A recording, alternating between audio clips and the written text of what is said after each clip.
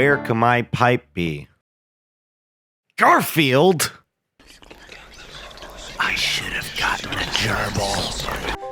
John, the cancer. Do you feel it, John? Coursing through your lungs. It's in the air, John. You gave it to me. I can't go a single day without thinking about the tobacco. You have left for 1 day, John. And the withdrawals. I needed it. I needed just one more puff of the pipe. Surely I will die. I am not supposed to have this tobacco. It's coursing through my veins and I feel it. Surely by the end of this, I will be gone. I will have perished.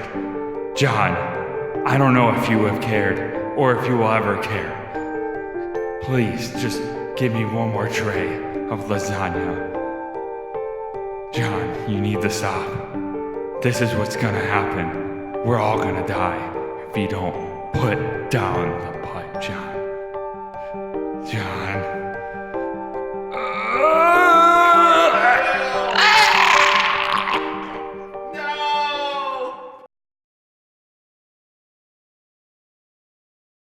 Garfield is slowly but surely taking over my life in a very, very negative way, to a point where now I could actually say it might be a health risk because I have started smoking tobacco pipes as a result of a Jim Davis comic or a Garfield comic. The joke started when I saw this video from this YouTuber called Lasagna Cat, and it was an hour-long analysis of this comic strip called The Pipe Strip. It was funny, you know, really, really funny. And then I started playing it at work because I thought it was funny. And then I just kept playing it, and kept playing it. And every time it was done playing, I started the video over again, and it kept playing.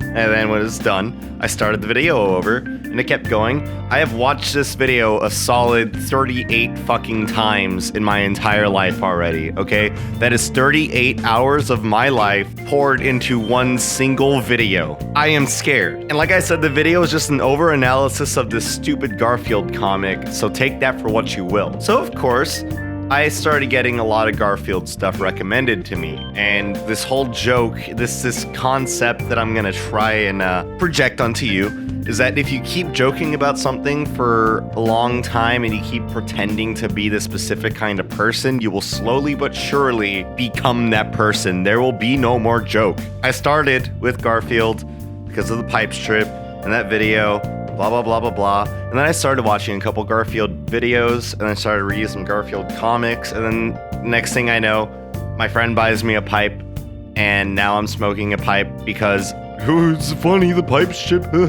Now I can't stop. I need help. But I want to talk to you today about this Garfield video that I found. And it's very perspective changing. It's one of those things that you don't know that you need to know it until you know it. Now, the little special that I'm talking about today is called Garfield Hits the Town, and basically what you are going to get out of watching this special is Garfield's origins, his family, and the love of lasagna. Basically, all you need to know is John's trying to take Garfield to the vet. Garfield's like, nah, bitch, I don't want to go to the vet. Garfield manages to fly out of the car. I don't even know how. It just happens. And he's just, on the streets now. John keeps driving because somehow he didn't realize that Garfield, the cat who was just annoying the hell out of him, somehow managed to escape because John is just that negligent. Garfield runs away. He starts this turf war. I'm not kidding. He starts a turf war with this Claws gang. I think that's what they're called. And then he goes to this house, just this random abandoned building. He goes in there and he meets another cat who turns out to be his mother. And the mother's like, what's up, Garfield? And Garfield's like, Ma, what's up? How's it going? And then they start cuddling, and then Garfield's like, so where are we? And then the mom's like, I don't know, think back. Where do you think we are? And then Garfield's like, oh, shoot. Like, this is where I was born. Oh, shit. And then he has a flashback. So before I get into this flashback, it's important to note that Garfield was born in an Italian restaurant. This whole rundown place is just an abandoned Italian restaurant. There are a lot of questions here. Why is this place abandoned?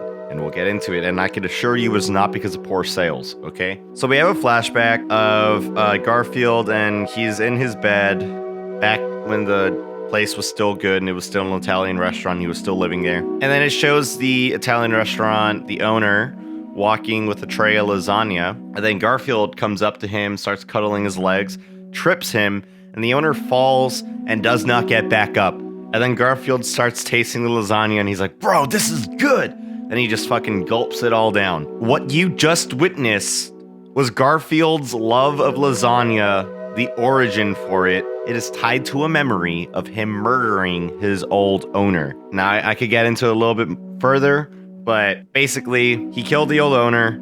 Then every other cat that was in the building, who was like, dude, that guy fed us. They were like really pissed off at him. So Garfield had to go at that point because everyone was fucking mad. I would be mad too if someone went and killed the person who gave me food.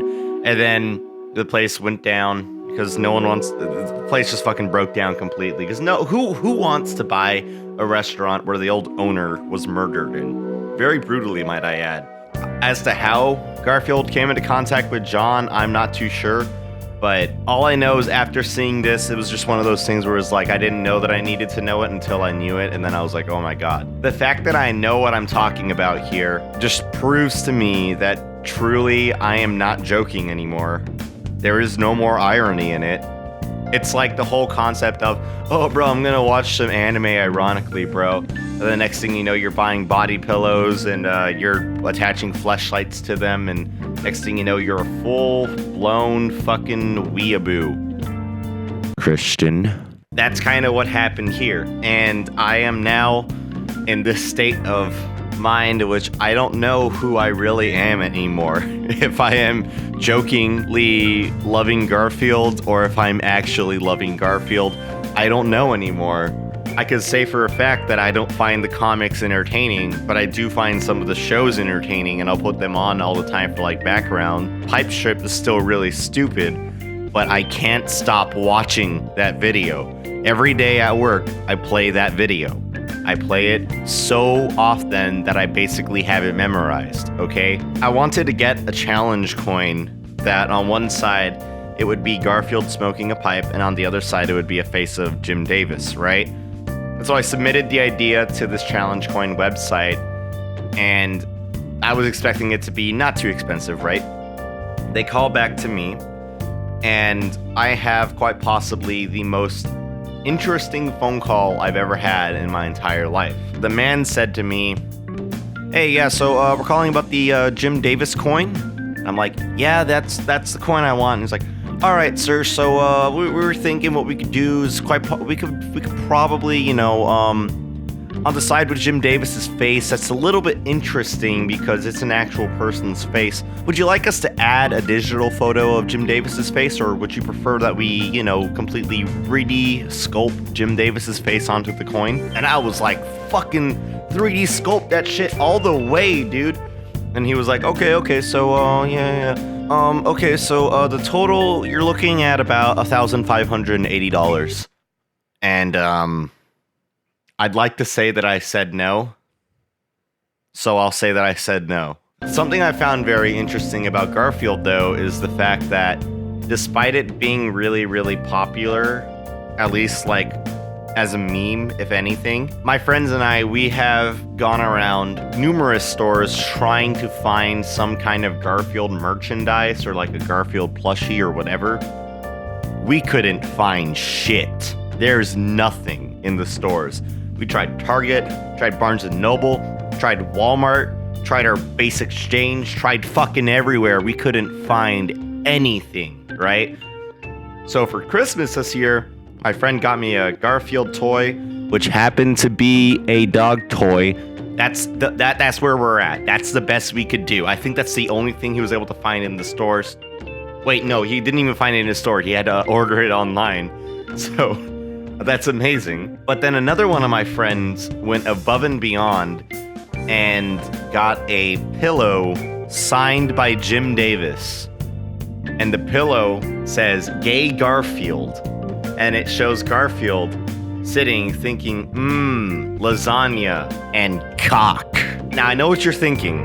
There is no way Jim Davis signed this. I can't confirm, but what I do know is that my friend says that it is it's an authentic signature from Jim Davis. And I looked at pictures, comparing them, and it looks pretty damn spot on. So I don't know what to believe right now. I'd like to believe it is, so I'm just gonna say yes, it is. Thank you, the Fat Fuck Trexian, for getting me that, and thank you, Austin, Lil C-Boy, for assisting in that Christmas gift. This is actually, like, unironically, probably the best set of Christmas gifts I've ever gotten in my entire life. They got Jim Davis, creator of Garfield, to sign a pillow that says lasagna and cock. Think about that. If Jim Davis were to die in like the next, I don't know, week or so, then officially one of the last things that Jim Davis ever signed was a pillow that says lasagna and cock. That's basically all I want to say today.